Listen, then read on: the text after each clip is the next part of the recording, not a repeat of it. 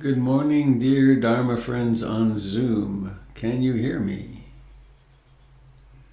Good.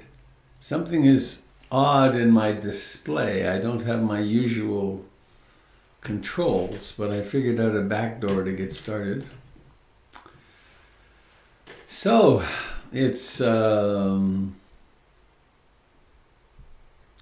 September 20th, the year 2020. A moment of a big death in America. Losing Ruth Bader Ginsburg was a big one for me. Challenging times. How to stay upright in challenging times, I think is what I'm going to talk about today. How to not succumb to the impulses of despair and so on. So I want to begin with what will be for some of you a very familiar reading. I should identify. I'm Robert Beatty. I'm coming to you from Portland, Oregon. This is a broadcast of the Portland Insight Meditation Community. And you can find the website at portlandinsight.org. And you will find there a wealth of information, including the other 8 teachers who teach at PIMC. And so there's something happening almost every night of the week, every night except Saturday. And it's a very rich, vibrant community, which is thriving even during the COVID time, or maybe especially during COVID times. So this is a reading from Matt Flickstein. It's the first half of a living from a non-dual perspective, living from an awakened perspective.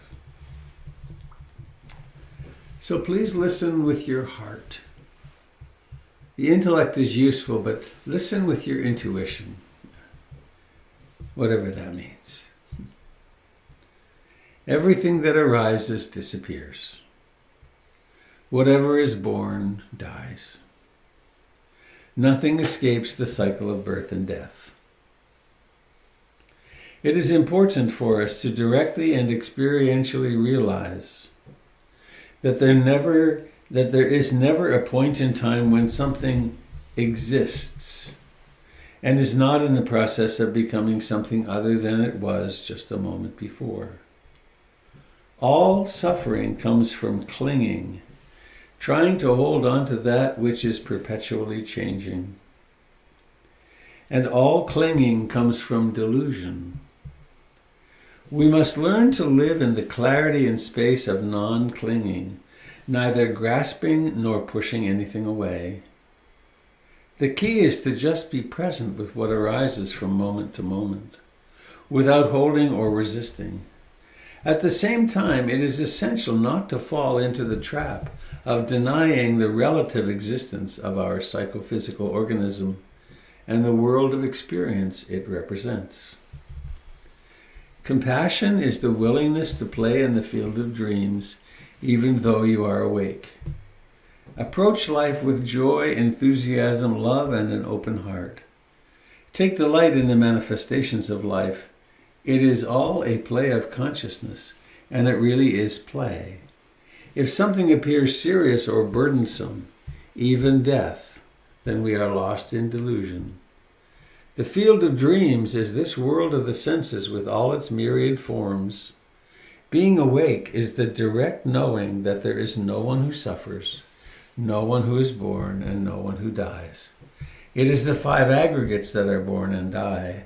Who we are has never been born and never dies. I'll read it again just before the Dharma talk, in an hour or so. So, we are faced with the vicissitudes of life. Oh, hang on. Oh, there I go. Were you seeing me a moment ago, or was it still the screen share? It was the screen share. Mostly screen share. You were on the side. Oh, both were there? Oh, cool. Just 3 or 4 windows. Got on it. The side. I see. Okay. Well, I'm glad I noticed. That gave me back my controls too. I like that, having my control. And isn't that a fantasy, right? Of what are we in control?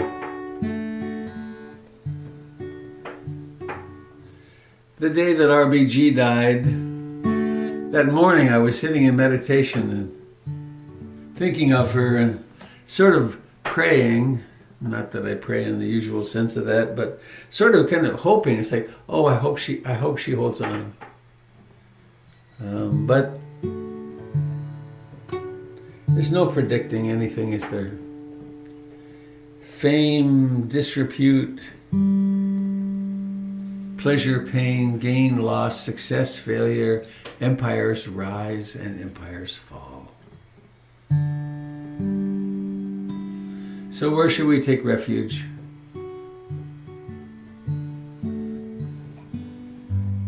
Familiar to everyone who's been with me in these broadcasts, I aspire to take refuge in being awake.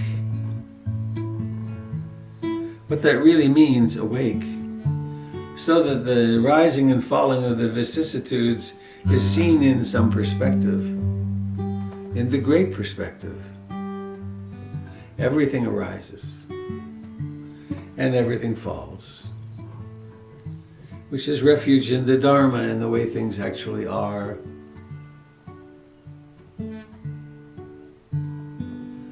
And Sangha, we gather together to support one another. And we are part of this Sangha of all life into which we can relax. I take refuge in the Buddha, the one who shows me the way in this life. Namo Buddhaya, Namo Buddhaya, Namo Buddhaya.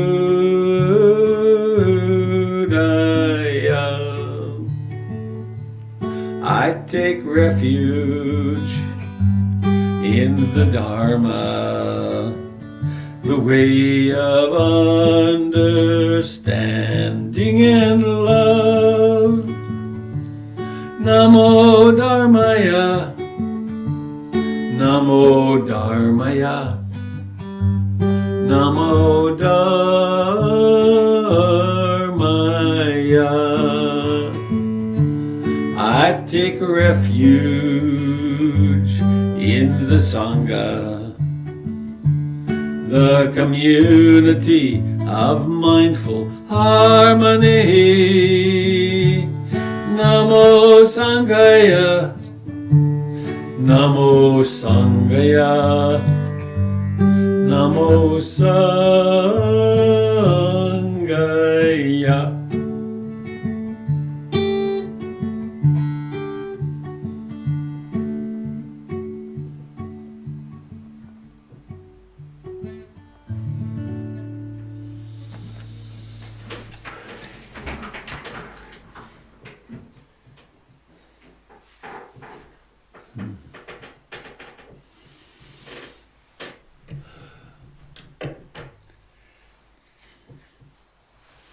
And now is the moment we've been looking forward to.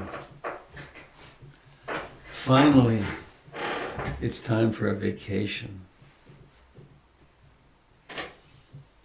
So let us vacate all of our striving,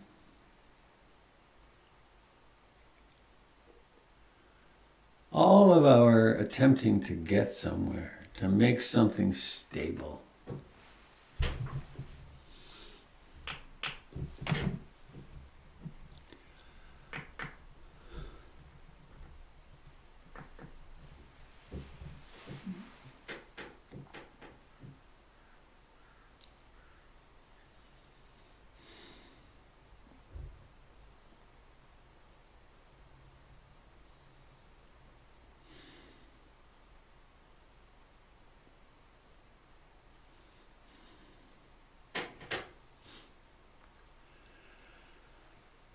there's a remarkable capacity that we have, which is awareness. And the capacity is to somehow mysteriously direct this awareness.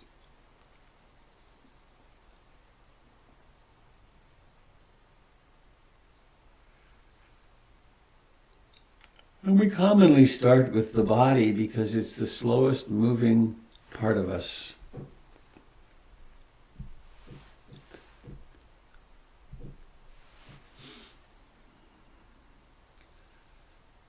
Embrace your body.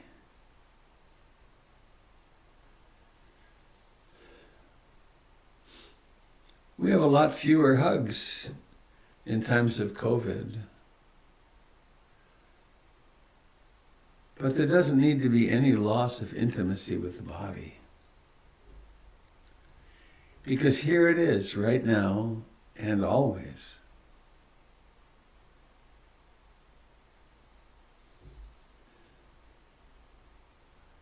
There's life in everywhere you pay attention. Try the thumb of your left hand, for instance. It's very alive.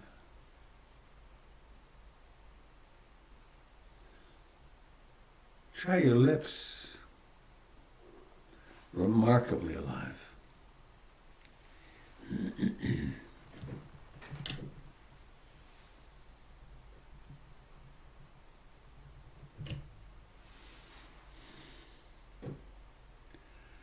How about the front of the neck? And the back of the neck? And the sides? And feel deeply into the neck and see if the tongue is tight. See if it's possible to relax, to soften the tongue.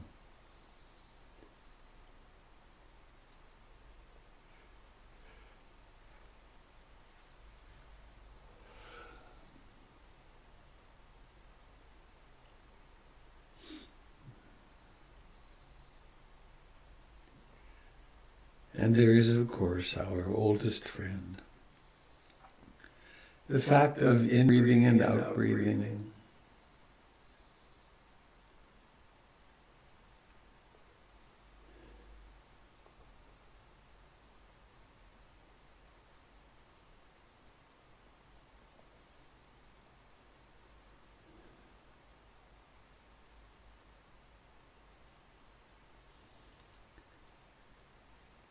Each breath has a beginning.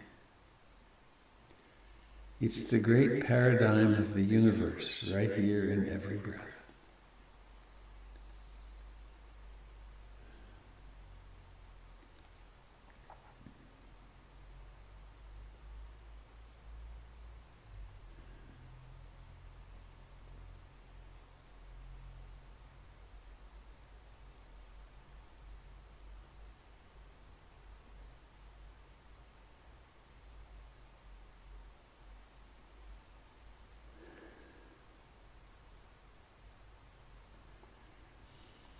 Each breath has its beginning and then it's rising to fullness.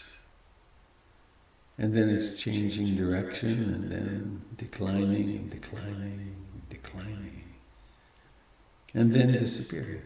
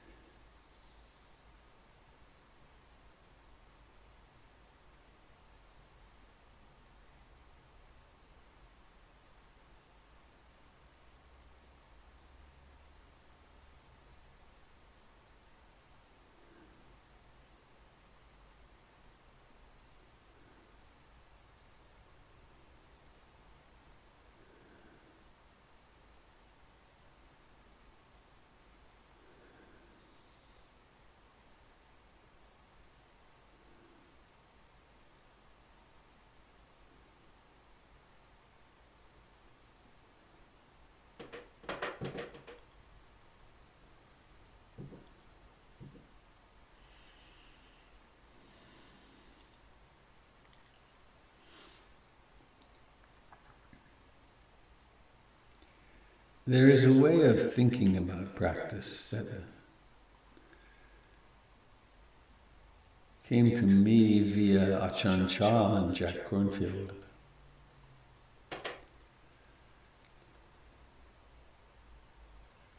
And that is to imagine that you are seated in a six-sided room.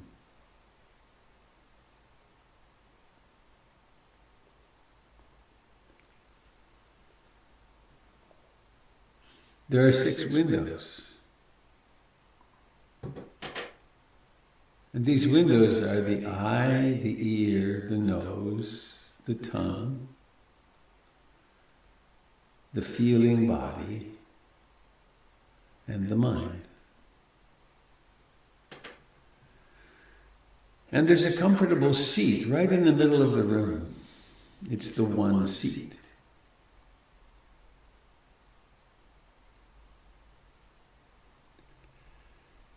And various stimuli appropriate for the particular sense door, come to the sense door, come to the window, and try to entice you out of the room, out of the one seat. All that has to be done to stay in the one seat is to perceive with bare attention what happens at the sense doors. So a moment of thinking happens, and it's noticed as thinking. A sound happens, and it's noticed as sound. A memory, perhaps an emotion-laden memory from the past, or a fear, arises at the mind door, and then at the body door as emotion, as sensation.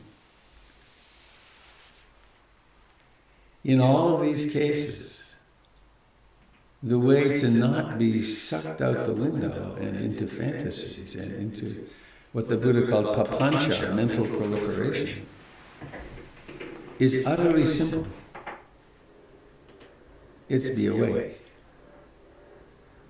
Be awake in the realization that you are none of these experiences. They are real in a way, but they're not permanent and they're not a self.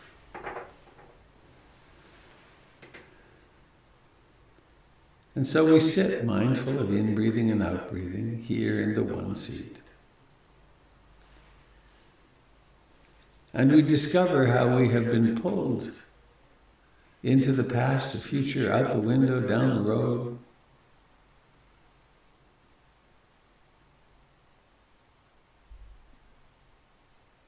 A body sensation happens, and let's say it's painful, and we become very engrossed in that. We get pulled out the window, and we get born as a person in pain, a person struggling with pain.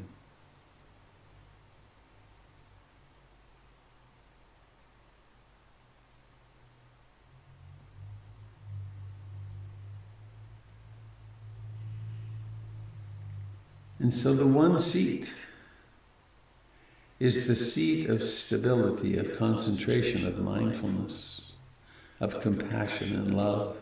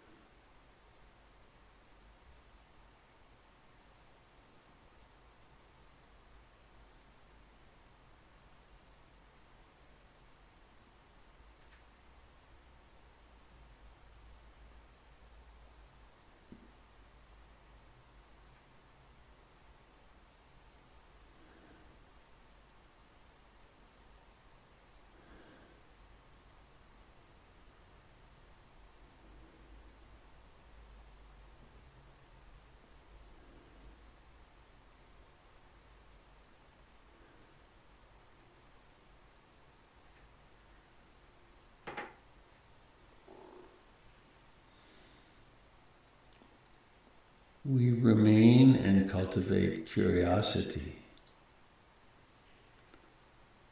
What's happening? What is appearing at the sense doors? How much of the time am I pulled out the window into past and future? Is the mind of shame or fear or despair pulling me out the window?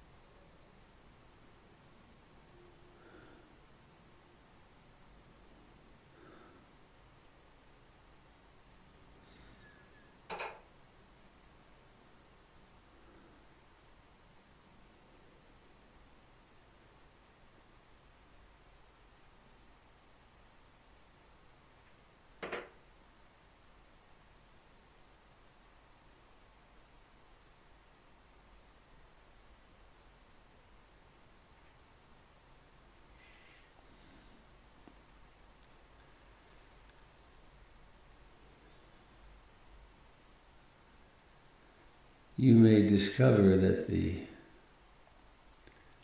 mind sometimes gets very calm.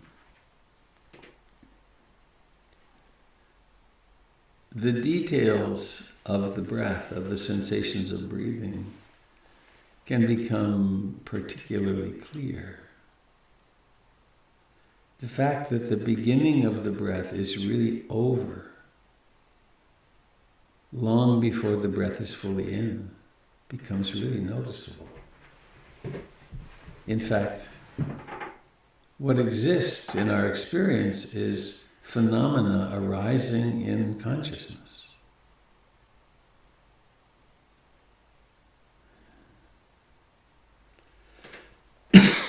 So remembering the one seat,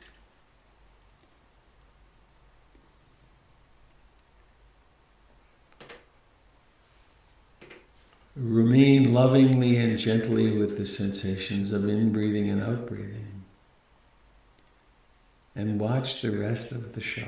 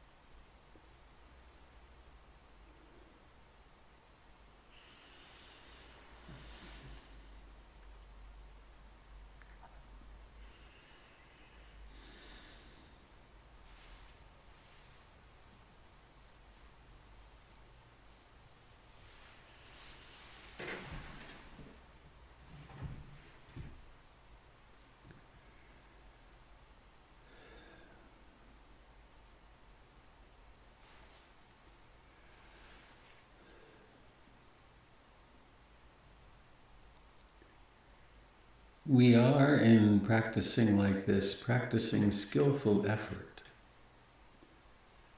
The effort to restrain, to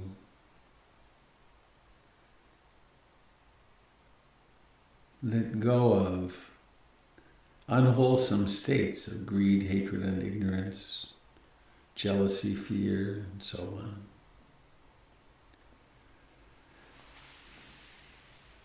The effort to change the track, to not support them.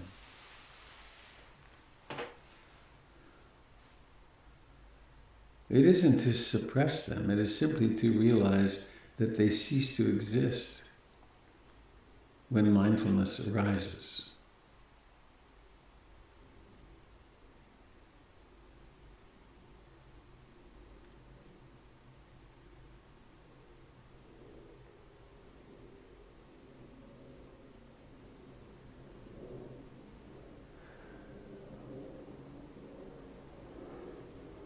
Once these unwholesome states are gone, the mind is awake, bright.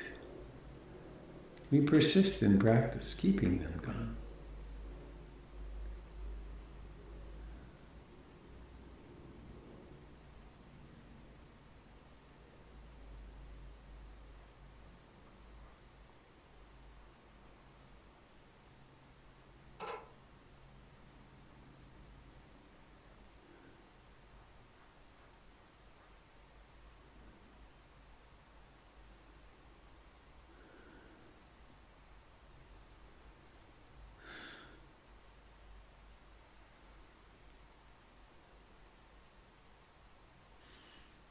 We also bring wholesome states into being. We cultivate mindfulness. We cultivate awareness. We cultivate concentration and love and compassion. We are gardeners planting the seeds of our awakening.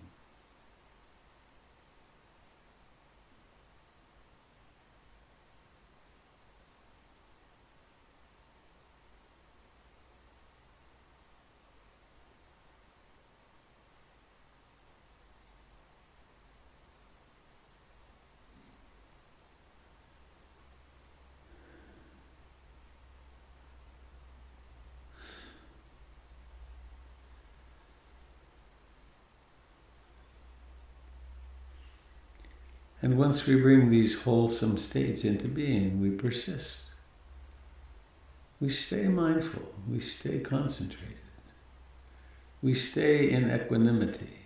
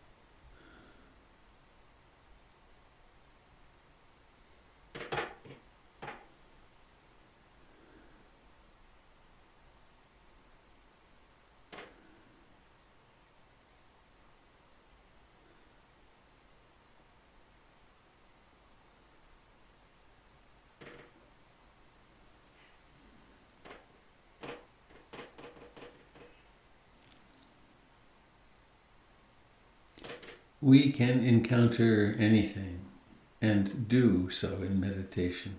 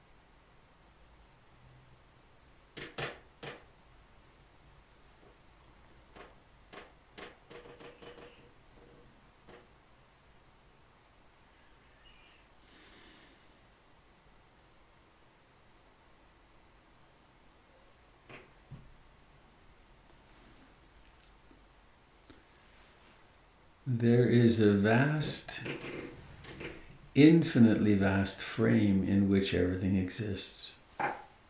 Refuge in the Buddha.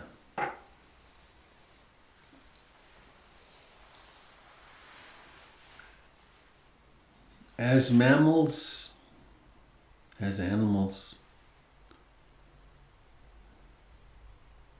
and as members of a culture, we are trained, and we must avoid pain and seek pleasure. We like and seek the positive side of the vicissitudes. Pleasure, success, fame, wealth, ease in relationship. But the opposite poles the opposite poles of the vicissitudes always exist. If there's pleasure, there's going to be pain. If there's vast expanded consciousness, there's going to be contracted. If there's happiness, there will be sadness. Everything exists in this polarity.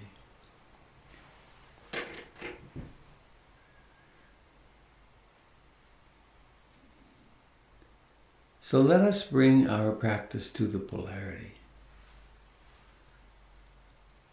When the going gets rough, when the disappointments are big, when the pain is great, let us bring our full-hearted, mindful, compassionate energy to that.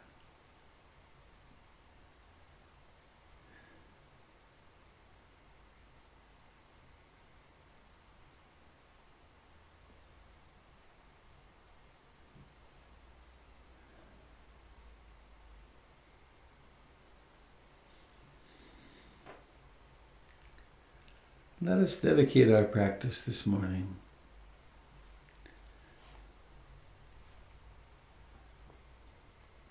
starting with someone that you really love and it's easy to love. May this person think of their face, their name, their smell, their presence. May this person share in the merits of my practice today. Maybe let a little sweet smile come to the corner of your lips. Recognize the potency of this practice of sharing merit. And think of another loved one.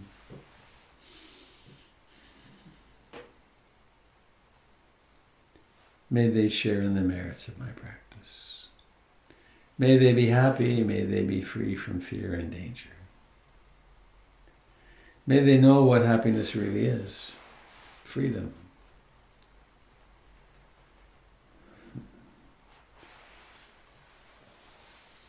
And think of your teachers in this lifetime.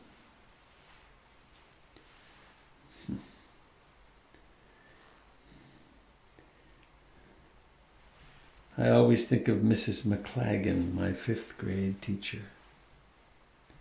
She rescued me. She saw me. Mr. Robinson in 10th grade.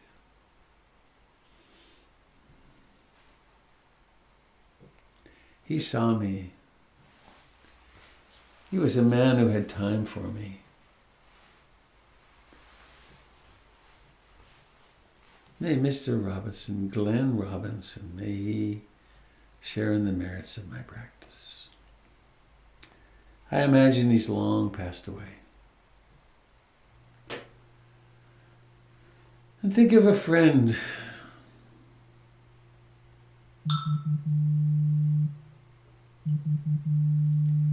Wish this friend well. Share your merits with them.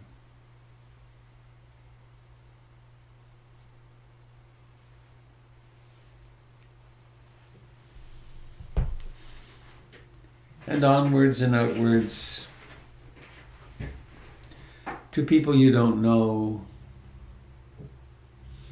to all those people that pass by in their cars when you're driving.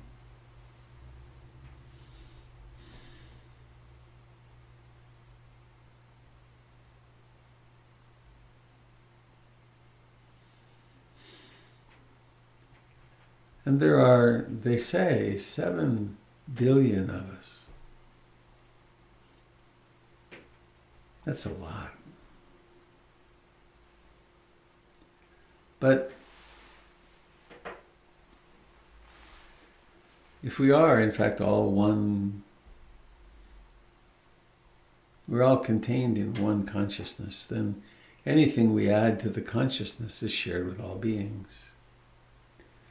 May all beings share in the merits of my practice. May all beings be free from fear and danger. May all beings live with ease and grace. And may all beings be liberated.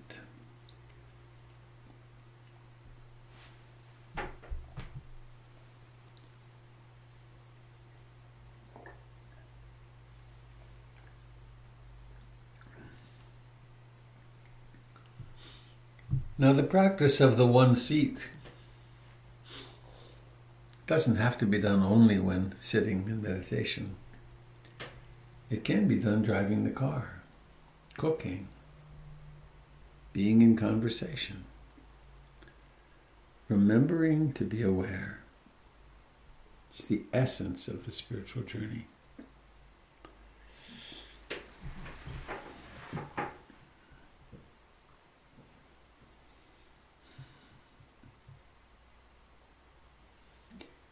And bring now awareness into the whole body.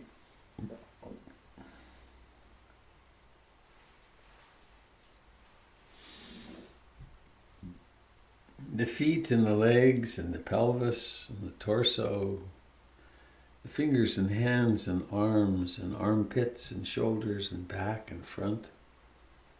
The whole thing, the neck, the jaw, the cheeks, the forehead, the ears, the eyes.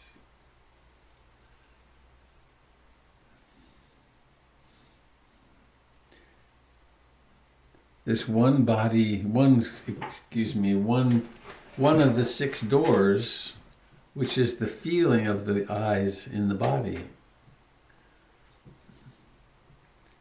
But this is not their highest function. If you make the effort to form an intention and then let the eyes open,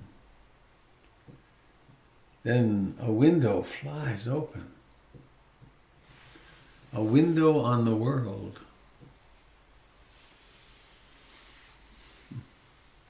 Seeing. Seeing, but not just seeing, knowing seeing.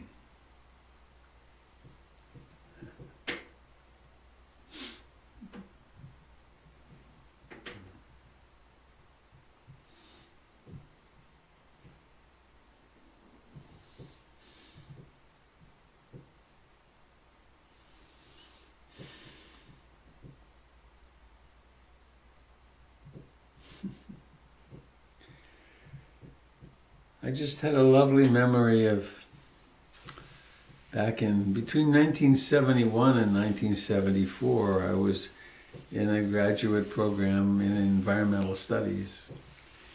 I had been traveling around the world for 5 years, and I was so shocked and upset by the environmental collapse that I saw happening in 71. It's before it hit the papers, before we started talking about it. Anyway, I went and did this lovely, powerful program, and I paid for part of my tuition by being the program photographer, and part of my job was putting up pictures and showing people how to use the darkroom. But I did a series of maybe 10 pictures and printed them rather largely of nature and the big buildings. And I put a caption which was, "The world is at the end of your senses." And someone came and crossed it out so that it read, "The world is the end of your senses." And then someone further crossed out, so all that was left is, "The world is." And of course, that's the progression we do in meditation, right? I'm here and I'm seeing shifts into, well, they're seeing. And I know that they're seeing. And then it becomes just seeing. No one to see. I think it was the dean doing the crossing out. I don't know, I'm not sure of that, but I think it was. He was a fine man. Whoa. Haven't thought of him in a long time. Rutherford was his name. So I have a couple of announcements. One is this beautiful, I'm going to show it again.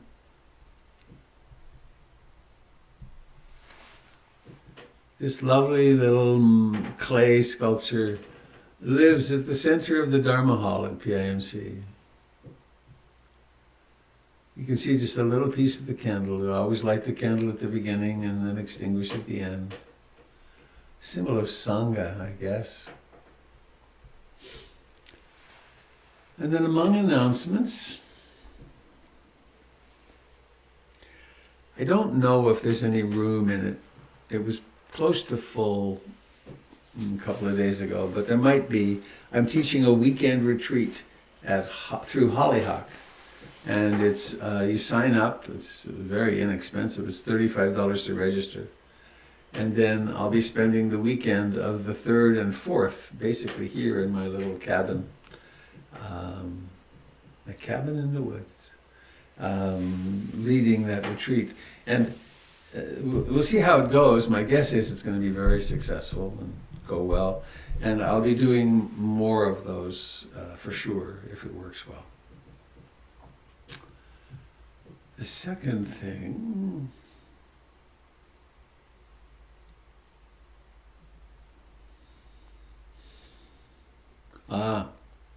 this is really just in the formative stages, but I'm going to do probably a 4-hour fundraising retreat for Brighton Bush Hot Springs.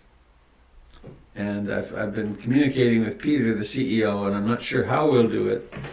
But one of my thoughts is to have mini Dharma talks during it, maybe by several of the teachers, on generosity. So that it'll be a practice on generosity, and then we'll pause and we'll say, here's the link. Here's the link, and now it's time, if you wish, to practice this wonderful capacity we have to let go of things. and for a cause that's of such worthiness. And the same is true for PIMC. And we're coming close to the end. At the end of the month, I'm going to stop bugging you about this. That and I don't know where the numbers are now. I'm not great at remembering stuff like that. But we're close to 50 new monthly donors.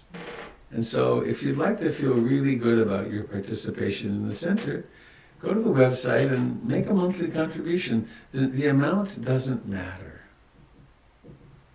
What matters is that we do it and that we support one another. I think there was just a link put in the chat for donations to Brighton Bush.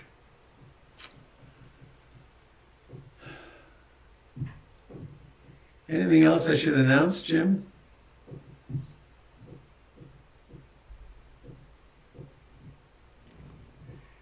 I don't think so. Is this Sunday Candle Sunday? No.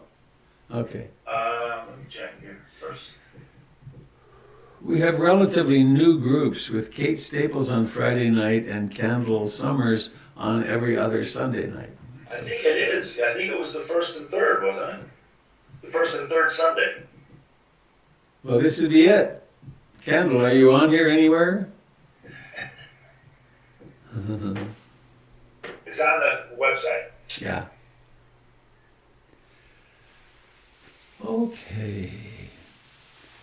Let me just for a moment and see if there's anything else that wants to be announced.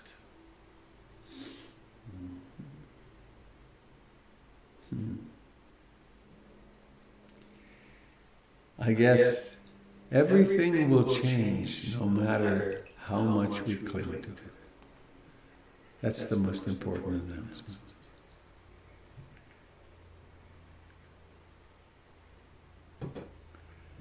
Okay, Jim, if you'd like to do some movement stuff, I'm going to, for those of you on YouTube, it'll take a moment, but I'm going to make it so you can see it too. I hope. Thank you. Well, if you want to join me by standing up, and if you want to join me by sitting down, you can do a lot of the movements just with your arms and shoulders.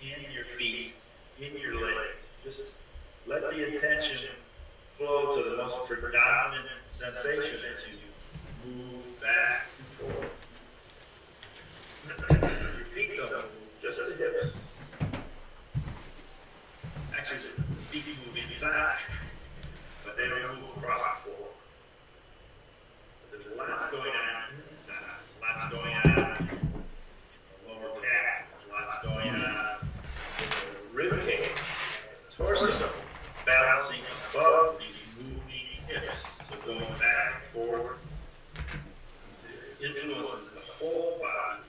What's the most predominant sensation in your body when you start this rhythmic shifting over to the left, over to the right? Then it gets a little more complicated if you make a circle with your center of gravity. Sort of move into the toes, move into the heels, going left and right, round. What are the predominant sensations?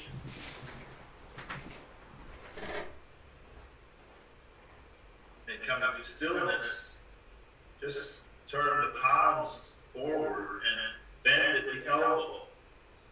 And then drop your arm down again, lifting and then relaxing down. What are the predominant sensations? There's simple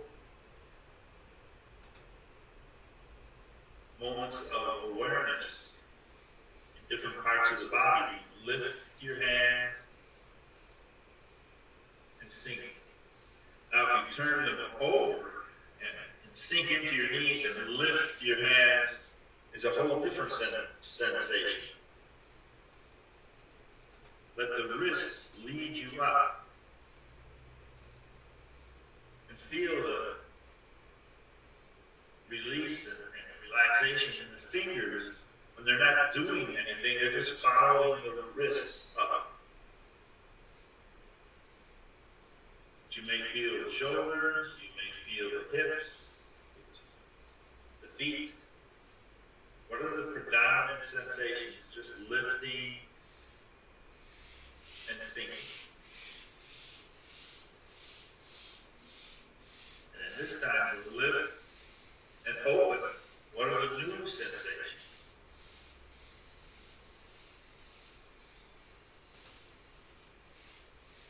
Lifting up, opening to the side, coming back to the center, and sinking.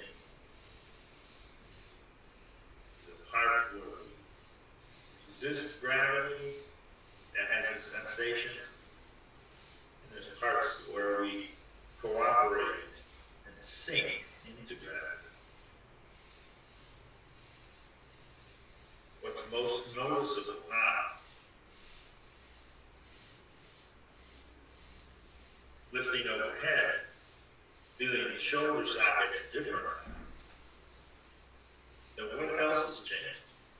Shifting back and forth and painting a rainbow.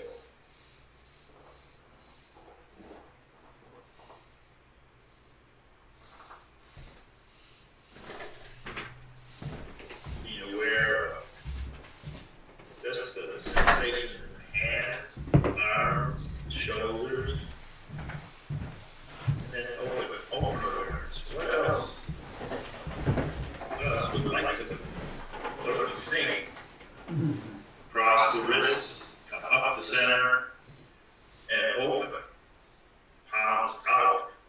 When we sink, the palms are crossed and up, or looking up, and then out. What are the predominant sensations that draw your attention? We call this separating clouds, and it helps us remember the form. What's the feel of the form?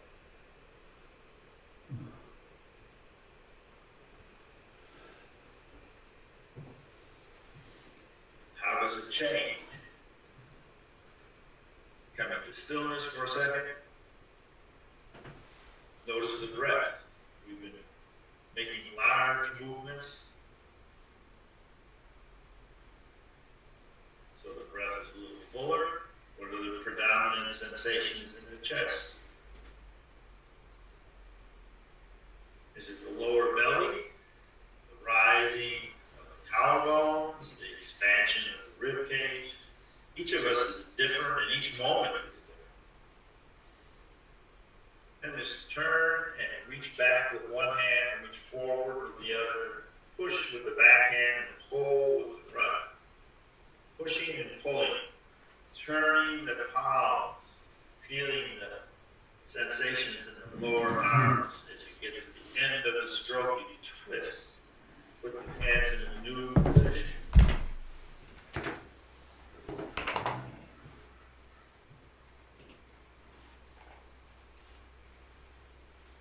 What are the predominant sensations? What are the predominant feelings? Are there areas that are being stretched and relaxed? Are there old injuries that are clanging? Don't do anything that's harsh or detrimental to your well-being. Move around the center of the center axis of your body, top of the head to between the heels.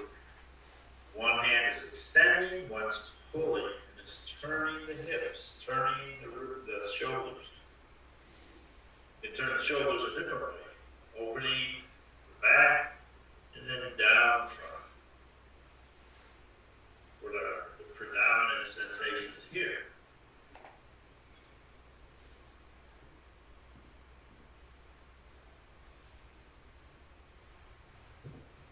How about the bottoms of the feet when the hands are in back, when the hands are in front? How do things change in the hips, the shoulders, the hands? Then reaching across and lifting one heel off the floor, stretching, coming down, lifting the other direction, and releasing.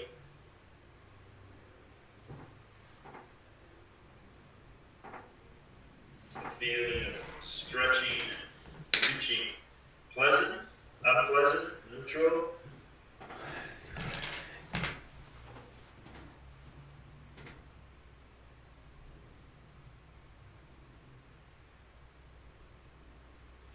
The gesture has a beginning and an ending.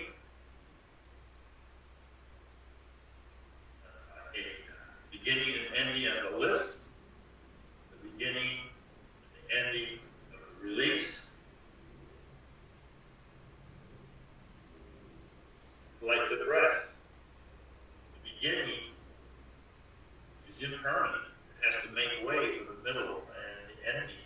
And the ending has to make way for a new beginning. Each mind moment just evaporates. Aware of lifting,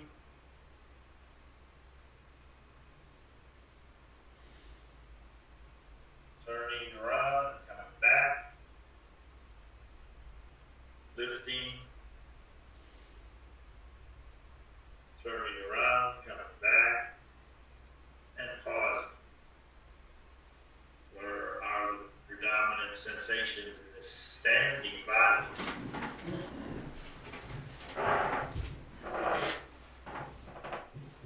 Life, feet, legs, hips, torso, shoulders, arms, hands. The standing is life. If we twist and turn, look over the shoulder, new sensation. Where are the predominant? Where are the pleasant? What feels good? What's complaining?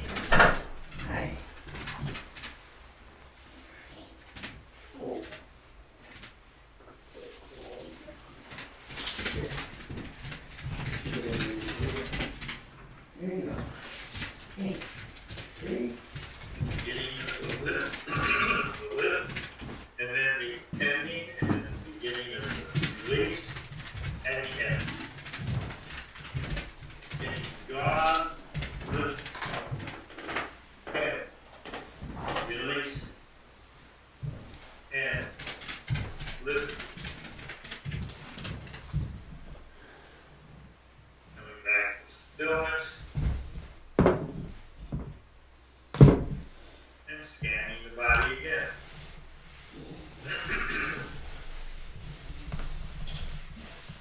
Starting with the feet, ankles, lower legs, the knees, the hips,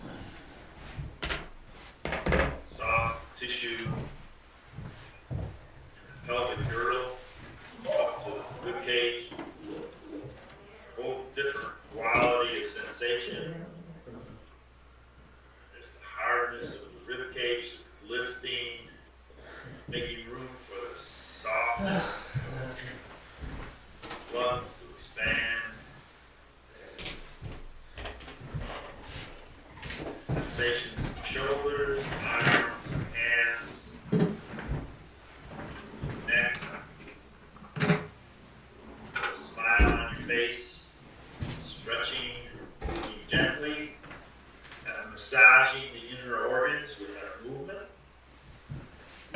enjoying the presence of the hum of life. And then sink, gather all our experience into a big circle down the center, gesturing to all the sensations the body's capable of, moment to moment to moment. And then stillness. And we'll bring our hands together in gratitude for the ability to breathe, full breaths with clean air. We're down in single digits for the air quality in Beaverton today, so I hope it's as clear where you are. Thank you very much. We'll see you next time.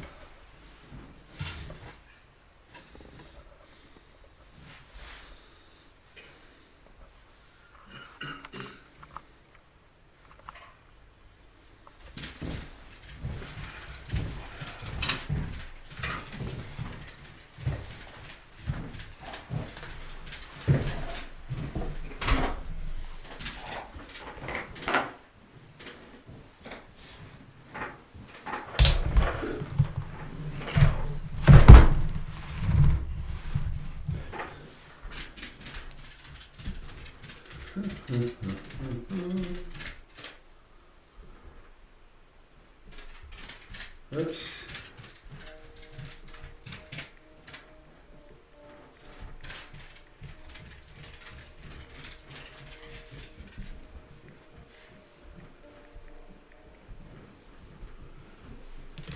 Please bear with me a moment. I'm trying to get the pictures back on the proper screen so that I can look at you. I think that worked. There's Jim.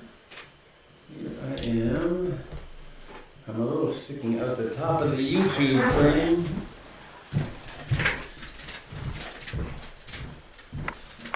A little higher. All right.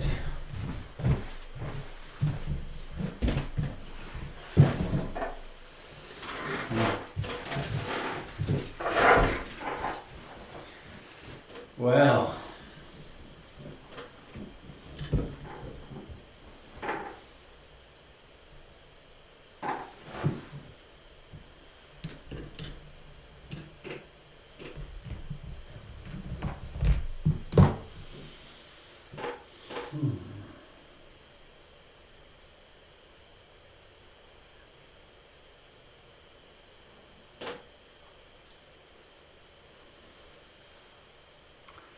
I have another announcement. I can't be very articulate about it this moment because I'm not particularly clear about it. What my calendar says is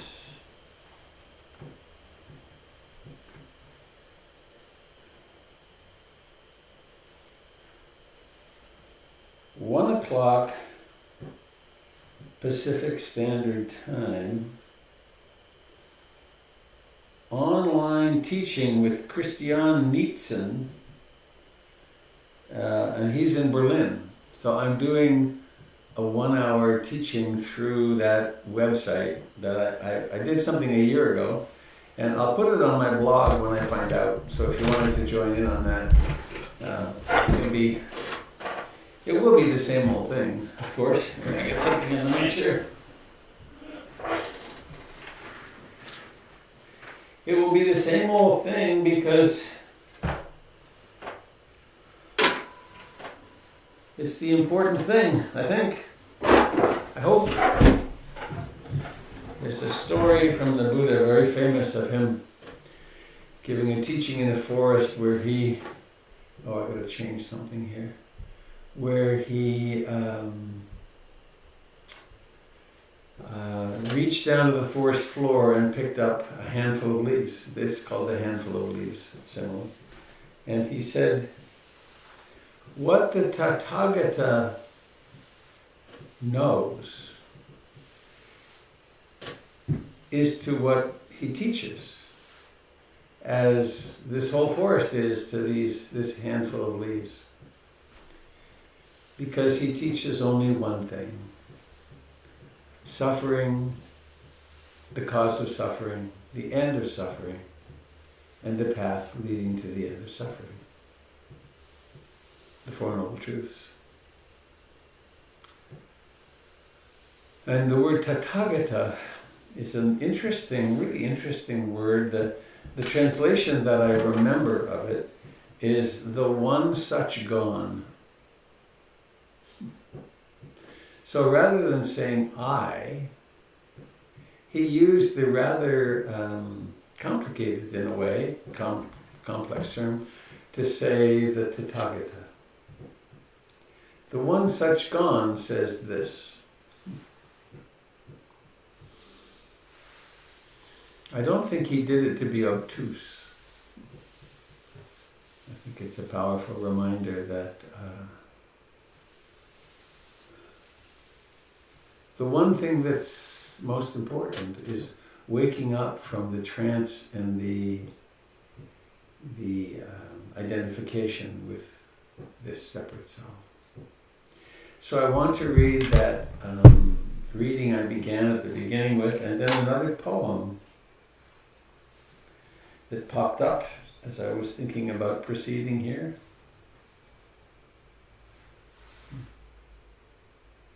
First, thank you for being here with me. This role of teaching is really very nourishing and formative for me. And very powerful reminder there. So, and also I guess I really shouldn't miss this opportunity to thank you. I don't know if Alicia is on this morning, but this little house that I'm in is so comfy. It's I leave the heater on very low so it's warm when I come in, and I now have, take the camera, this camera's good in that it doesn't quit if I move it. So I have this lovely hanging behind me, which it's quite large, 8 by 8, and you can see it was built on a small loom or woven on a small loom. I bought this from the wall of a shop in Mazar-e-Sharif, Afghanistan, right up on the Russian border, very close to Balkh or Bactria. I know when Buddhism was very strong in Afghanistan, King Manader or King Melinda was in charge back in Mazar-e-Sharif. He was the Greek king, and there's 2 famous volumes, incredible teachings, called The Questions of King Melinda, of Buddhist monks, a Buddhist monk asking, I forget the monk's name, all about the Dharma. And there's some talk sometimes about Jesus went to the East and he encountered these ideas. Well, actually, these ideas were all over the Middle East at the time of Jesus. That the land bridge had Buddhism in the Middle East, and the sculpture, the Buddha head with the kind of curly cues on the top. If you look at it closely, it's the same as Apollo, because the Greeks taught the Indians how to do that carving. So anyway, this is one of my life treasures, and over here is another one, which was one of my mother's quilts. And it's on the wall partially for its beauty, but also for its sound attenuation. And over there is a Tibetan blanket, one of my treasures. And then there's a window over there. You can't see it, but there's blinds. There's actually a pull-down blind.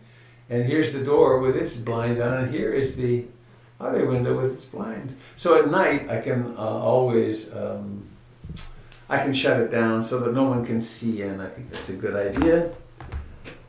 So there. The outside is equally beautiful, and thank you. This is our house. This is the Buddha Broadcasting Network house created by your generosity.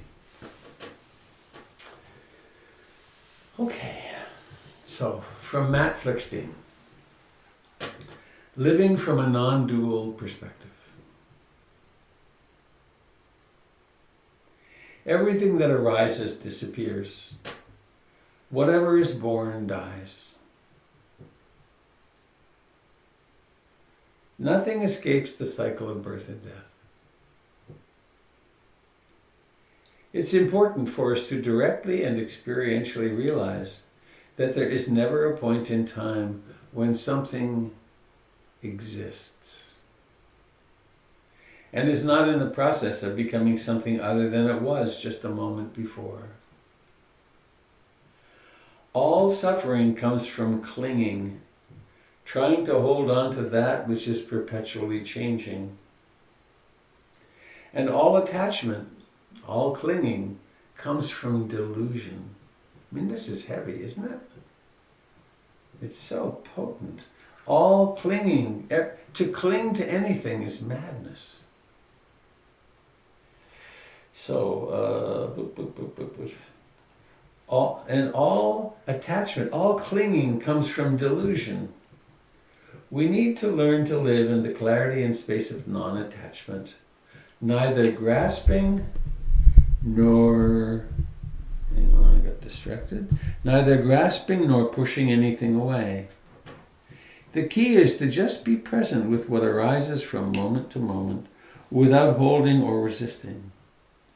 At the same time, it is essential not to fall into the trap of denying the relative existence of our psychophysical organism and the world of experience it presents. Compassion is the willingness to play in the field of dreams, even though you are awake. Approach life with joy, enthusiasm, love, and an open heart. Take delight in the manifestations of life. It is all a play of consciousness, and it really is all play. If something appears serious or burdensome, even death, then we are lost in delusion. The field of dreams is this world of the senses with its myriad forms. Being awake is the direct knowing that there is no one who suffers, no one who's born, and no one who dies. It is the five aggregates that are born and die. Who we are has never been born and never dies.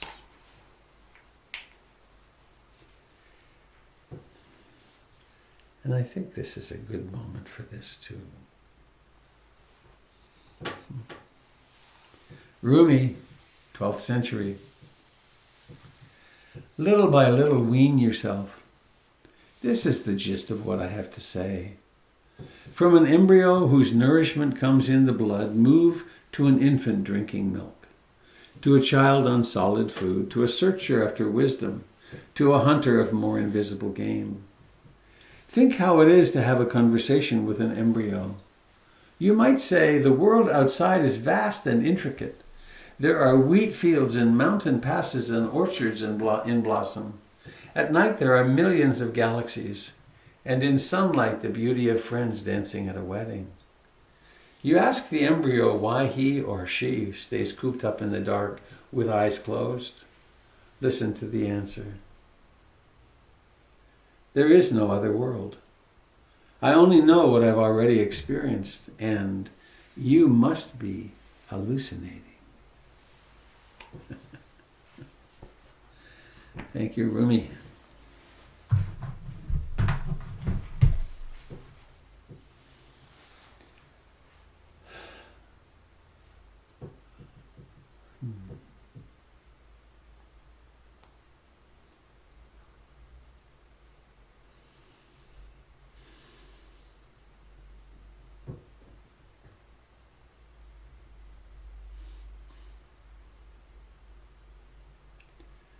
I have several layers in front of me.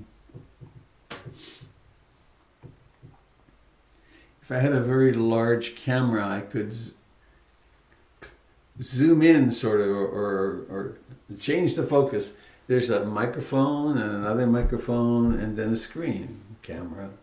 And then there's a gap, and then there's a circular light, and then there's the big PMC camera, and then there's a window on a wall, and then behind that there's a tree. It's a stunning tree. And it's got gorgeous branches. It's a Douglas fir, the way those branches hang. And then there's some deciduous trees, the mind makes meaning. And then way behind there's another tree. It's so three-dimensional. Well, that's with two eyes open. With one eye, it becomes flat. Right? That's why we have two eyes, so we can create 3D.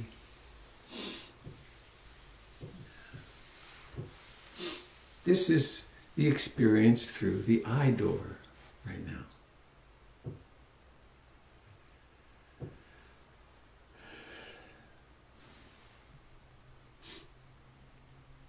That teaching from Ajahn Chah of the one seat can be very powerful. If you imagine you're sitting in a chair, or somehow you're sitting very comfortably, upright, alert, in a hexagonal room. There's 6 windows. They're open. I guess not. They can sometimes be closed. The eyes can close. And the task is to stay in the room. The task is to stay in the present. And hang on here.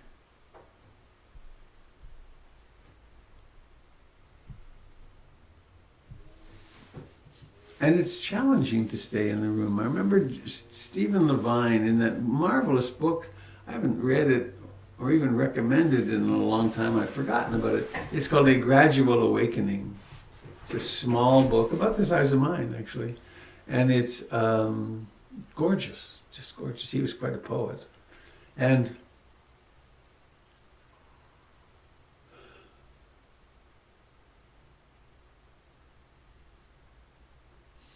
I forgot what I was going to say about that book. I got sidetracked on all the effusive language about it. Oh well. It's fun watching. There's a little embarrassment. It's like, oh no. Fortunately, this mind doesn't go to, oh no, it's a senior moment, though it may be. Who cares? It's just what happens right now. So the sense doors. I'm sitting in my seat. There's the memory. He speaks about you're sitting watching a train go by, and there are exploding boxcars. Mostly, you stand near a train and they just go, they're thundering past. But every now and then there's one that gets close and it goes boom, and you're completely engulfed. Or there's one that has one of those hooks that they used to have for the mail on the railroad. Suddenly you're gone. And you're caught in papancha, mental proliferation, for a long time. Or maybe you actually quit meditating. Maybe you quit meditating in your life for a while, because here's this idea, this seduction, this something. Maybe one relapses into something. And so the task is to stay in the chair, to stay present, to stay awake, and therefore not to reify anything that comes in through any of the sense doors. Not to reify, that's an interesting term. To not take as real or as something that must be acted on.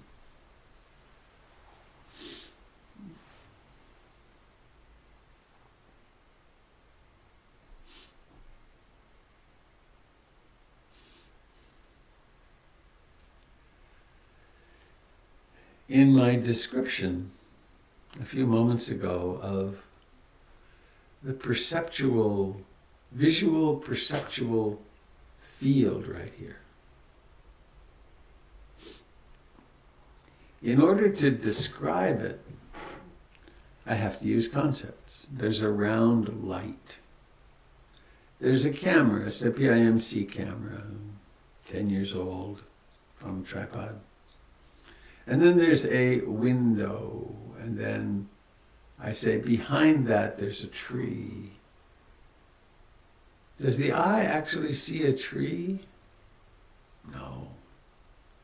The eye sees color and form. And the tree is created in the mind. The tree, first the perception of tree, and then the naming of tree, and then the articulation of Douglas fir tree and the branches of a Douglas fir tree. And then I had a little upwelling of emotion because I've sat out under these trees for many, many hours.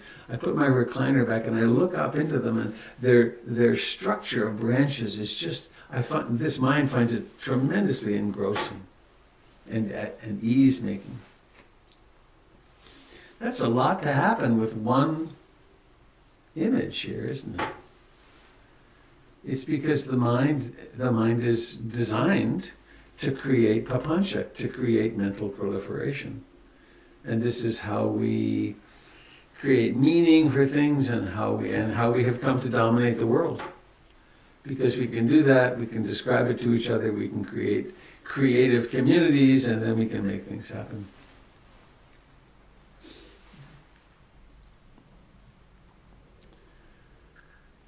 Now there's a particular application of this, though, I want to see if I can get to today.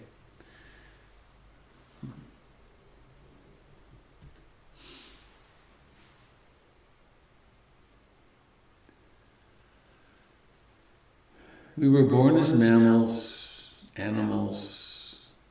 We have a perceptual apparatus that has to do with maximizing our survival and the passing on of our DNA.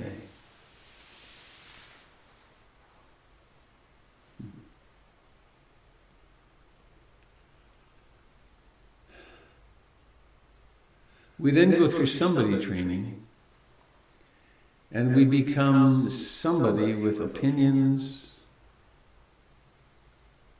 fears, traumas, skills, competencies, gender.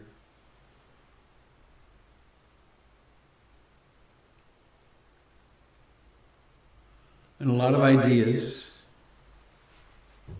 a lot of ideologies. And we really get to be quite solid. Or we experience ourselves as constantly falling apart, but we have a hallucination of, I'm solid, I am this, and I have to protect this, and I have a right to protect this. And then we can expand that out into something like a nation state. And then we can create the other, the person who lives with the other skin color, or who lives on the other side of the border, is not really quite human. It really is okay to separate children from their parents. It's okay to be just tossing people back into Mexico, seeking asylum, because they're not quite people. That makes me sad.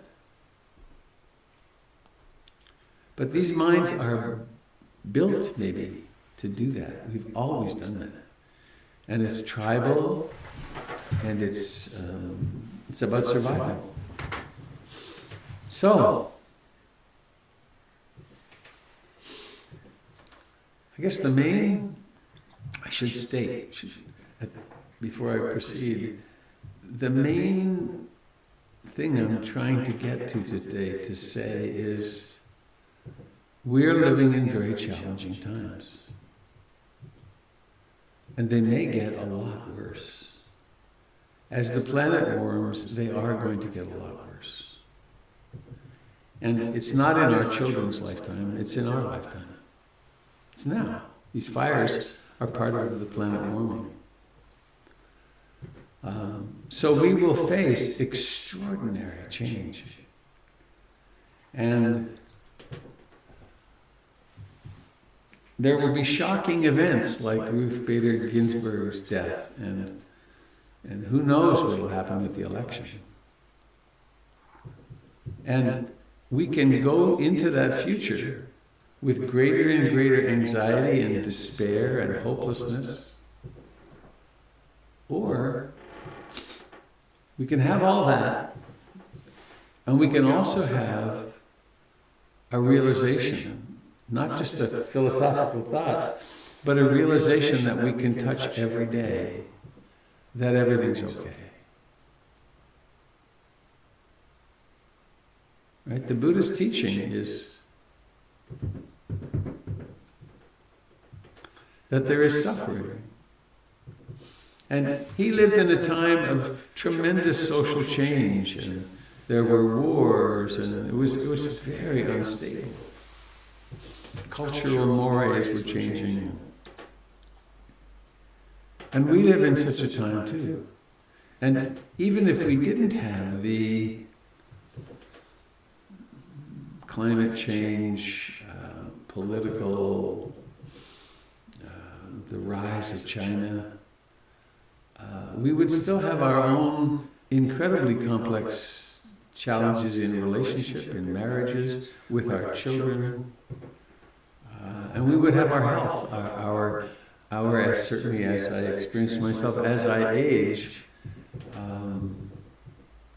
It's much harder to be in this body. The amount of maintenance I have to do is really. I think I'm making a little headway with my hip. I've been doing my exercises much more diligently, and I think it's better this morning a little bit. And what's that from? It turns out it's not degenerative hip or anything. It's just musculature. In some ways, I have not been using that hip, and so it's kind of seized up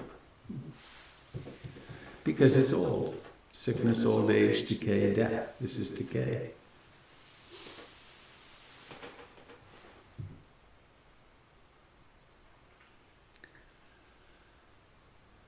So why?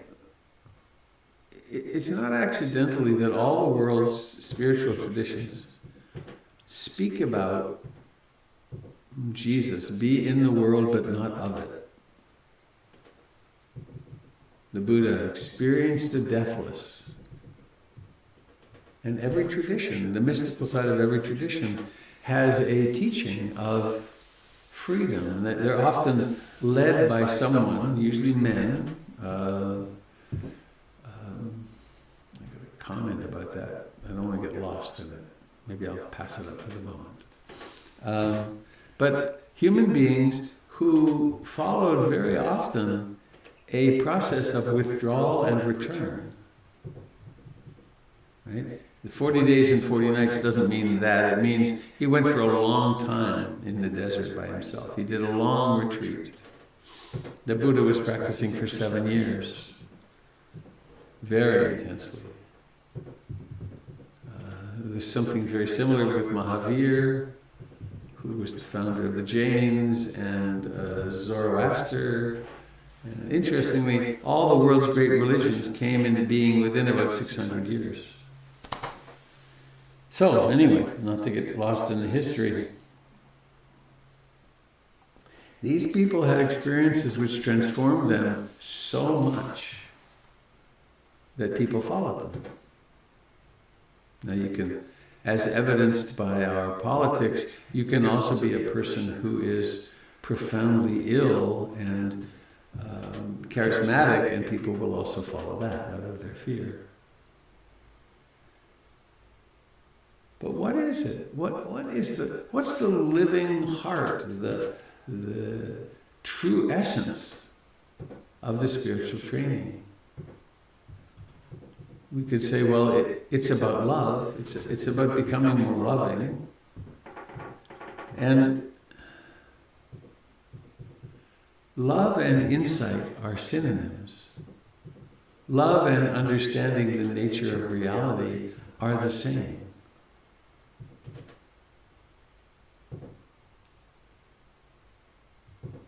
Any clinging we do to anything and anybody, to our own body, is suffering.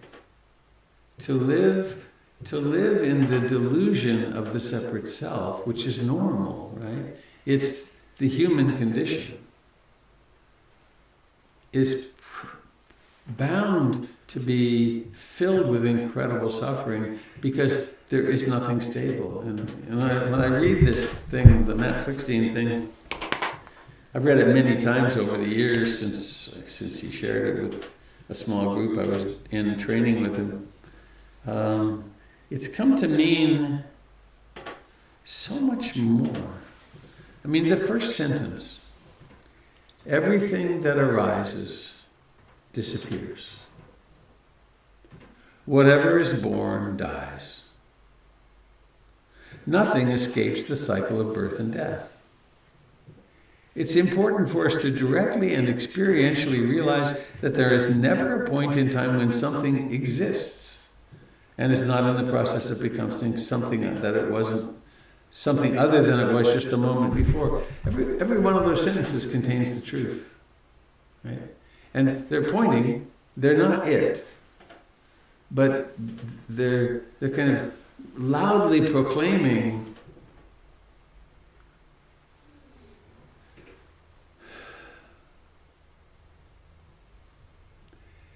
enjoy this beautiful place, this moment, and it's going to be gone in a moment. And tolerate and open to this horrible moment when things are falling apart, and it too is going to be gone in a moment.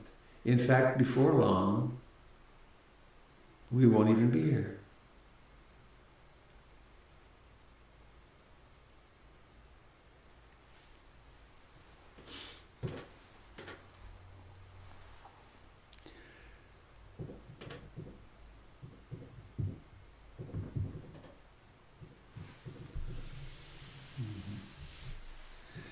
In my cultural conditioning,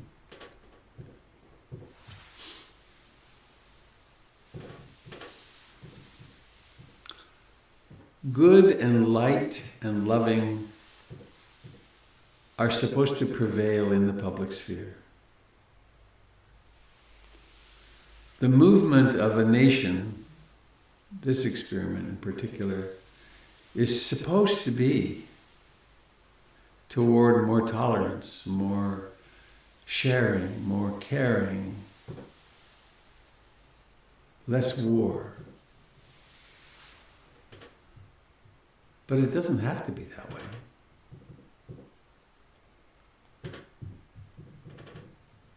And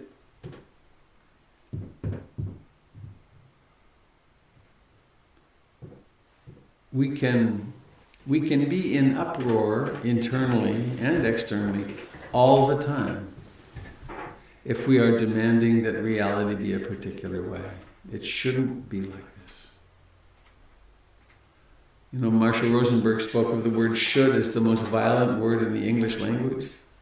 And if you think about it, really there's some truth to it. Because if my inner experience or my outer experience should be different, then I'm at war with what is.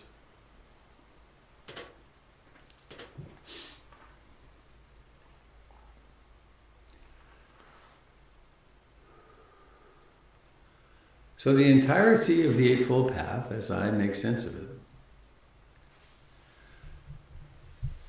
is to help us somehow come to terms with the fact that our basic premises about life are wrong. They are delusions. And one of the big helps in that, or one of the categories which is a big help in that, is the three characteristics of existence. The three characteristics of everything on this side of the Big Bang.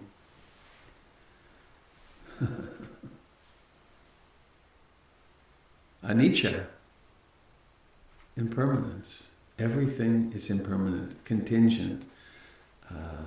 Nothing exists. Nothing exists more than for now. And just thought of a song I could play for you if we had time. The second one, the second characteristic, dukkha, unsatisfactoriness, or that which is difficult to bear, or Ruth Denison put it, Dalink, there's always a leak in the canoe. It's disappointing, isn't it? You go on vacation, there's always something wrong on a vacation. Something.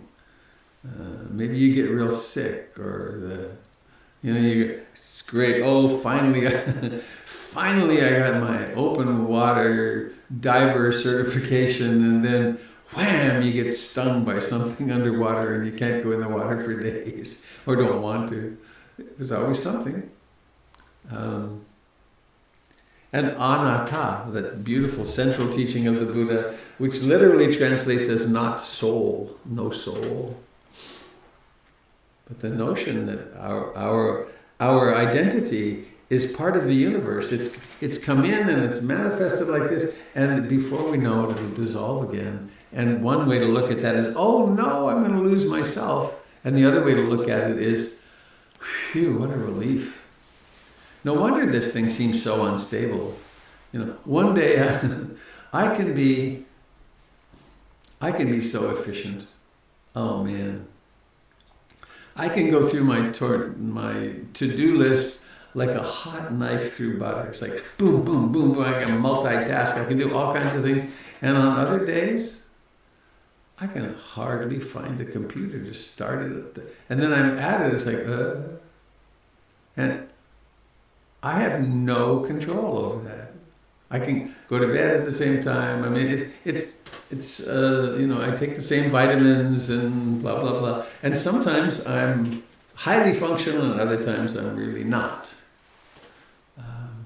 After Ruth Dennison died, I was pretty calamitously hopeless for about 3 months.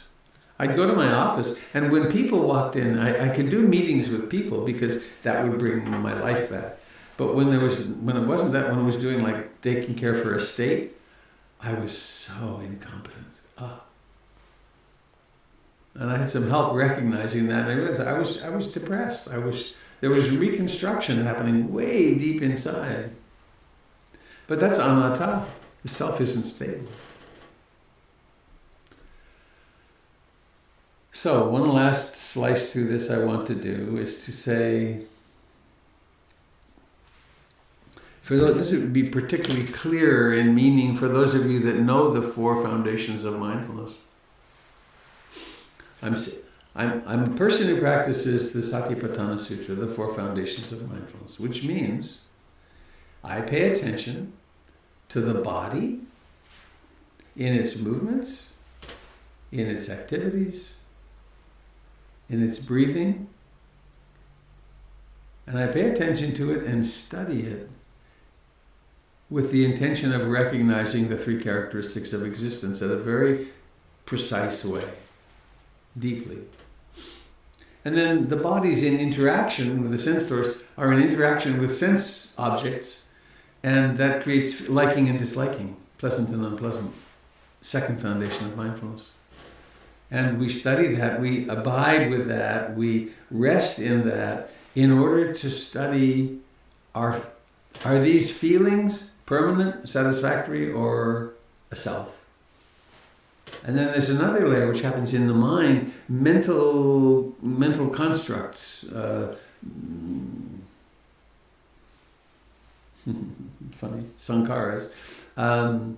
Thoughts, memories, our personality, our emotional structures and so on, our stories about nation and these ideas.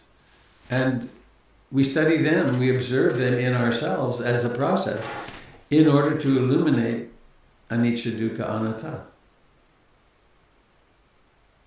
And then the 4th, which is giant, is mental phenomena, things like the 5 hindrances and the 7 enlightenment factors and the sense doors and so on. And they're real, right? When you're caught in restlessness and agitation, it's really restlessness and agitation. It's as real as this desk. It's in mind, and why would we study these 4 foundations of mindfulness in so much depth? Not just learning the names for it, but actually learning how to perceive it. It's because they are all anicca, dukkha, and anatta.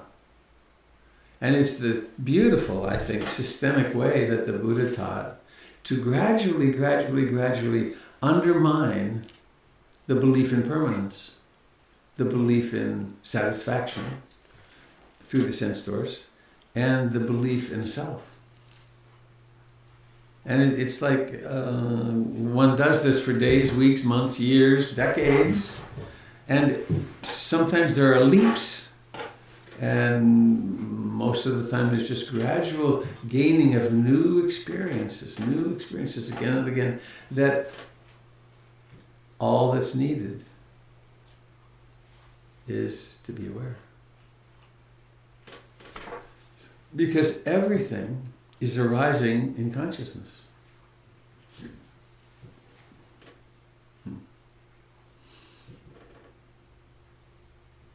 And it's all happening now.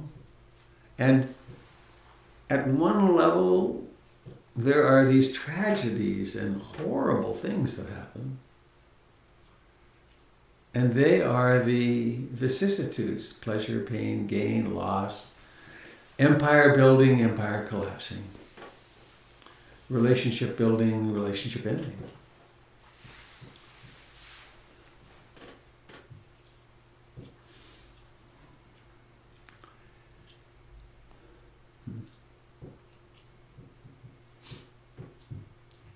One last thing, which is, and it's all about love. And the more we can awaken to how we're clinging, I can say this.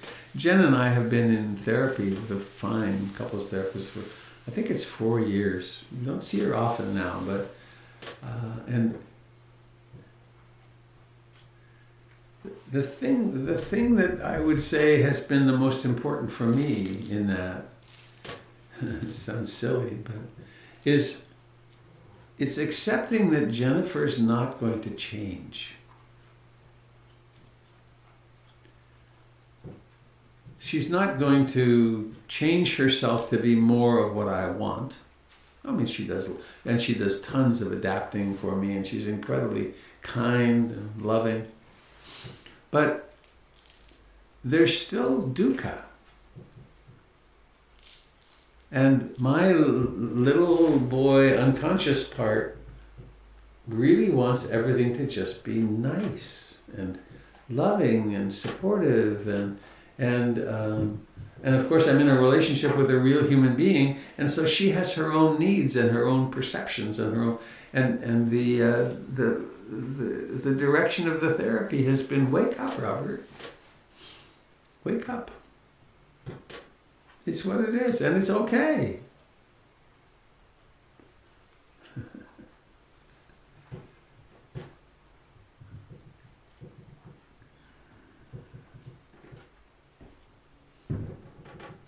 And I guess saying a perhaps inflammatory thing, some of the horrible things that are happening politically in our country are that they're horrible. And they're okay. Doesn't mean we wouldn't work to help. Work hard to help. Change it, maybe. But at the same time, to be able to hold everybody in love on all sides. Okay, I will stop. Oh, we have a little time. Please, have you questions, comments, complaints?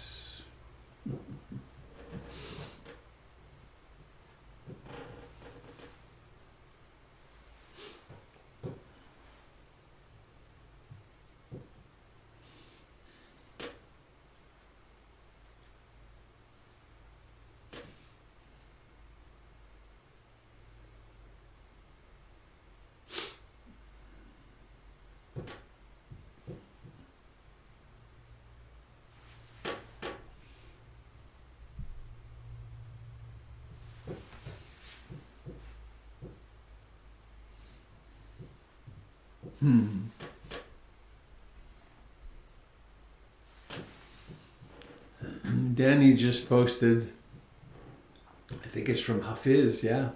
Now is the time to know that all you do is sacred. Now, why not consider a lasting truce with yourself and God? Now is the time to understand that all your ideas of right and wrong were just a child's training wheels to be laid aside when you finally live with veracity and love. Hafiz is a divine envoy whom the Beloved has written a holy message upon. My dear, please tell me, why do you still throw sticks at your heart and God? What is it in that sweet voice inside that incites you to fear? Now, it is time for the world to know that every thought and action is sacred. That is the time for you to compute the impossibility that there is anything but grace. Now is the season to know that everything you do is sacred. Wow. Thanks, Danny.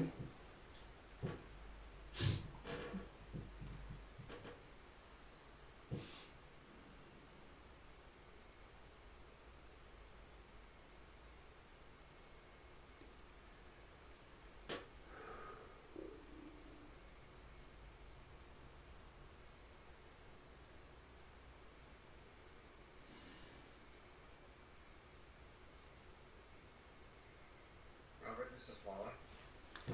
Hello, Wally. Good morning. Still. Yeah, I just wanted to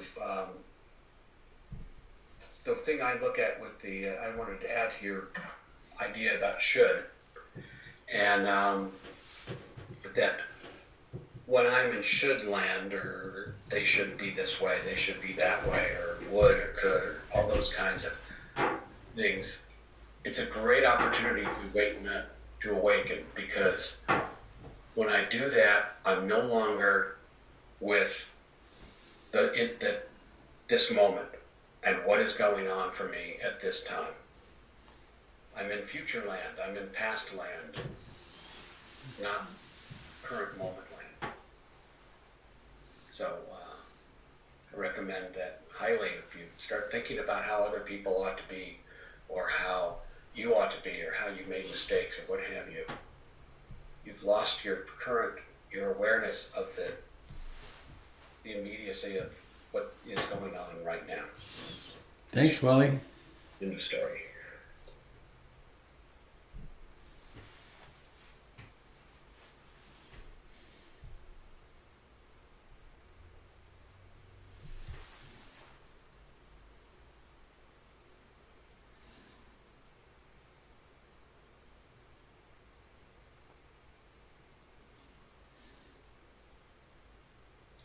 This is Allison.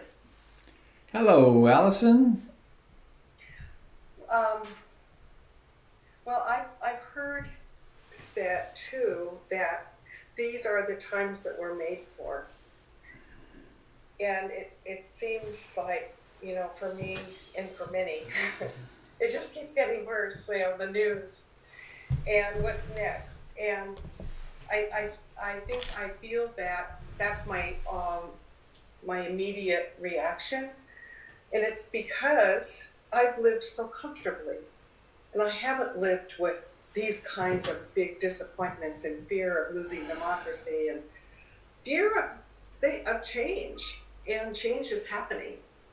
And when I hear that beautiful piece that Danny reminded us of, it really helps.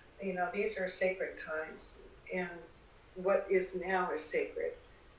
And that is part of upheaval, and it's part of living a privileged life. So it's all. And I can do what I can. I know that. But I think it's a disappointment. And it took me a little while to pick myself up and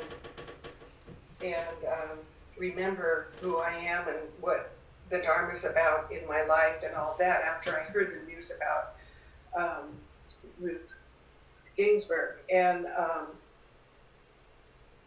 I'm just so glad that I have this Dharma. And that, I can remember that I'm human and I have this anger and the feelings and the sometimes hopelessness. But then it's so much bigger than all that. All the stories I'm reading in the New York Times this morning, that sort of stuff. And I want to be informed, but I also have to hold tight to what I know. is bigger than that, bigger than all of that. And I don't know if I'm making sense, but I just think I had to get that off my chest. So thanks for listening. Made sense to me. How's your back? Well, it's been a little disappointing. I have a hard time walking more than maybe 3 blocks. Oh boy. And, I'm going to probably go to the doctor again this week and have an MRI.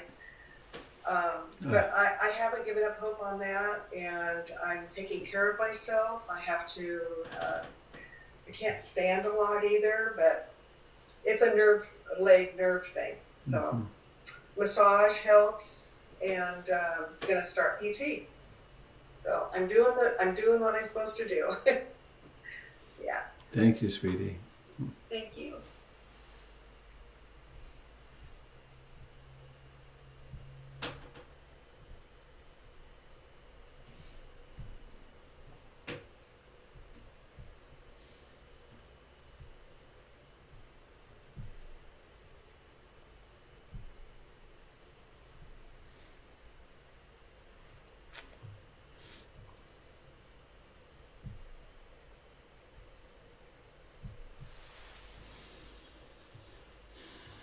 Hey Robert, it's KB. It's KB. Hello, my dear.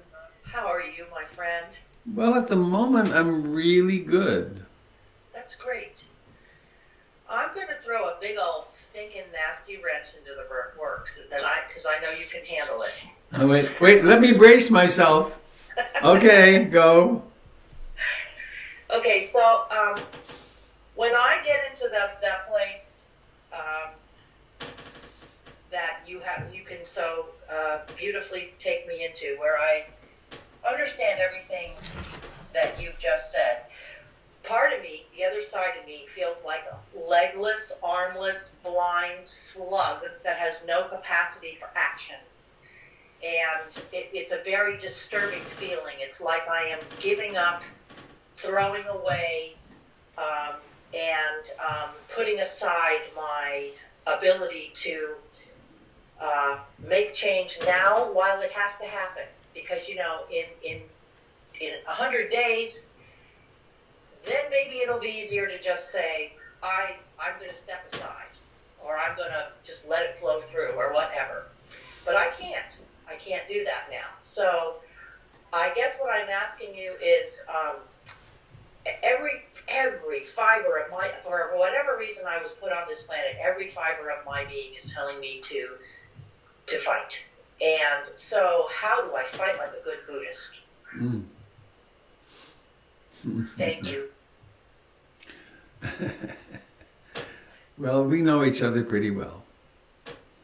And so you could probably brace yourself for my answer. You ready?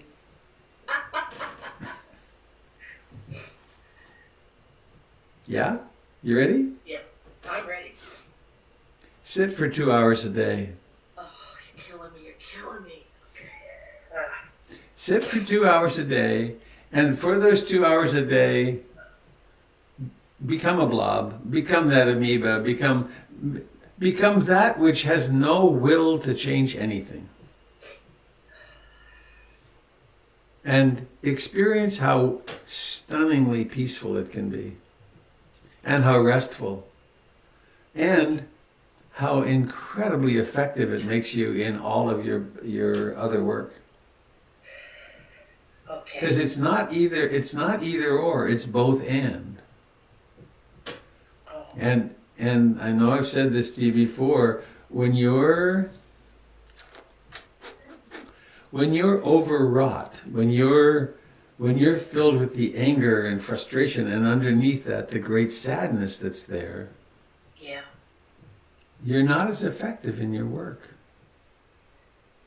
And we think we are because we feel righteous, but that righteous indignation is not a great motivator. Because for one thing, it's based in enemy images. It creates enemies of the other side, quote, and that's just one shallow way of looking at it.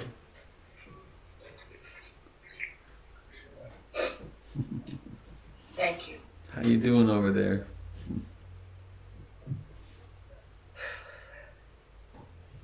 And that sadness that I think you're touching right now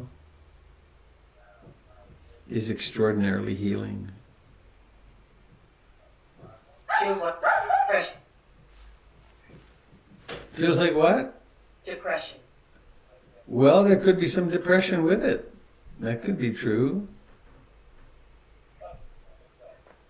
And that's part of healing. Part of who we are. I always, when I talk about this kind of thing, I remember Carl Jung writing about the death of his wife Emma.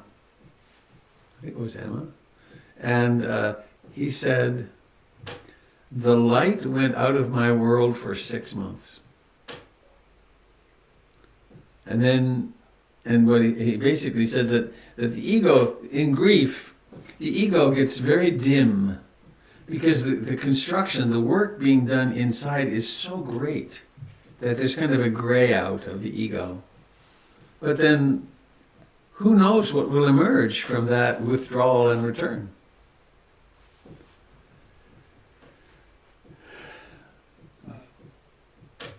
And I'm really glad we have your voice and your activity and your activism. And I encourage you to take really good care of yourself. Thank you so much.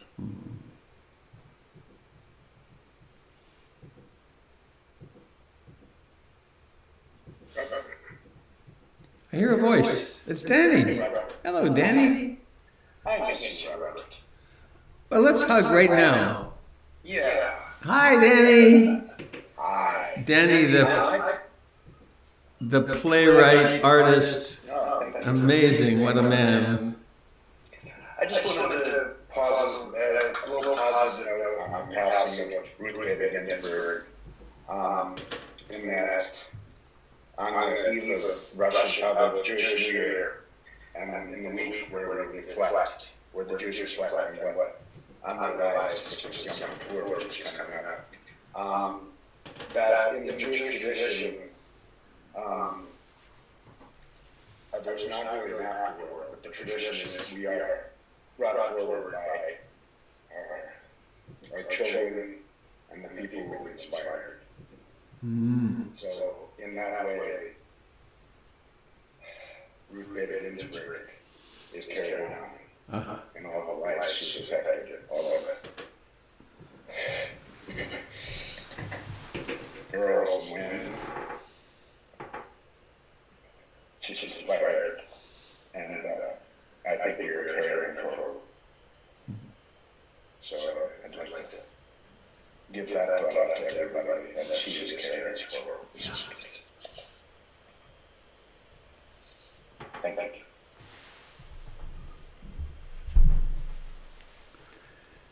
Thanks, Danny. Man of a big heart.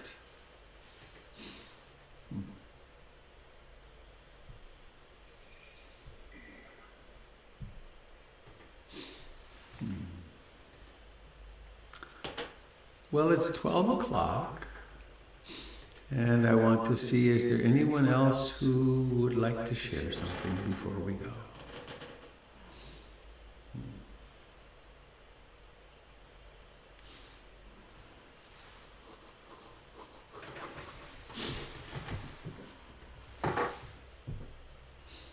Hey, KB, I just had another thought. Since the air is finally breathable, one of those hours could be a walk in Forest Park for an hour mindfully. That sounds so nice. Make it happen. No phone. Sure.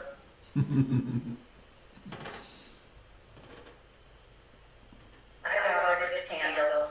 Candle, oh good. Will you talk about your class, please? Well, first I'll just thank you very much for such a lovely morning this morning. And everybody's heartfelt expression and your caring responses. It would be nice to have this long time really address something that is so presently timely. You're so good at that. So thank you everybody for being present. Thank you, Kendall. Yes, indeed. I am doing my 6:30 sit tonight, which is going to be usual 40 minutes or so of insight practice, vipassana, and 10 or 15 minutes of metta, a little break, and then some discussion on the husband and leader, and then we're going to talk about the day called the Alvin. So that's it. It's the ideas on the website and in the calendar there, or to the left when we go to the constant contact scroll. Thank you, my dear. I look forward to meeting new friends and seeing a few older ones returning. Thanks again, Robert. My pleasure. Thanks, Kendall.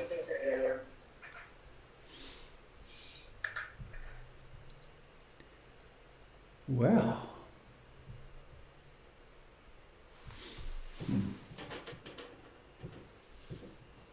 Before we go, you remember the title of Ram Dass's first book? Be Here Now.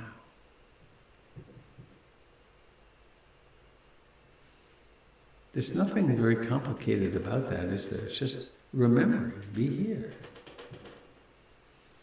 Doesn't take any thinking. It doesn't require anything to change. It's just be here. I am really grateful for your presence here this morning.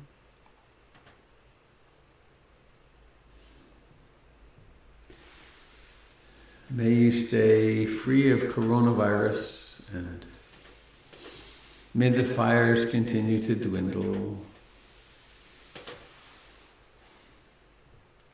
May all beings be free from all forms of suffering.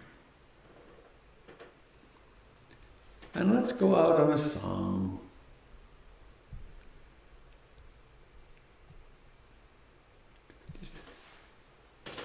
Let's, for fun, try this. Let's do the Pali words. The words are Bhavatu Sabe Mangalam. It means, may all beings receive all blessings. It's from the Mangalam Sutta. Bhavatu Sabe Mangalam. And then sadhu, sadhu, sadhu. We'll do that. So we'll do it in the original language. Bhavatu Sabe Mangalam. Bhavatu Sabe Mangalam. Bhavatu Sabe Mangalam. Sadhu, sadhu, sadhu.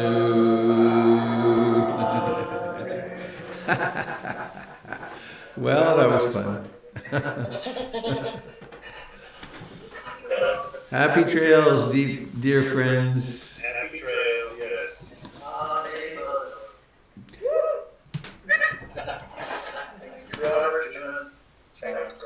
Thank you. Thanks so much, everybody. I love Bye. you. Hi, Christy. Hello, Frank, out there somewhere.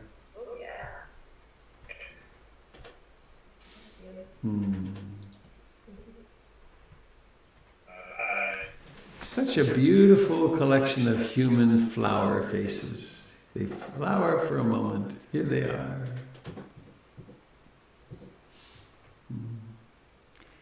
Hello, Alethea. And Roseanne with a dog. Of course. Yes. And Trina with a praying sea otter, I think. That's cool. All right. Well, I'm off to see if I can figure out where I'm supposed to be, how I get to Berlin at 1 o'clock. Bye-bye, dear friends. Thanks for coming today. Bye.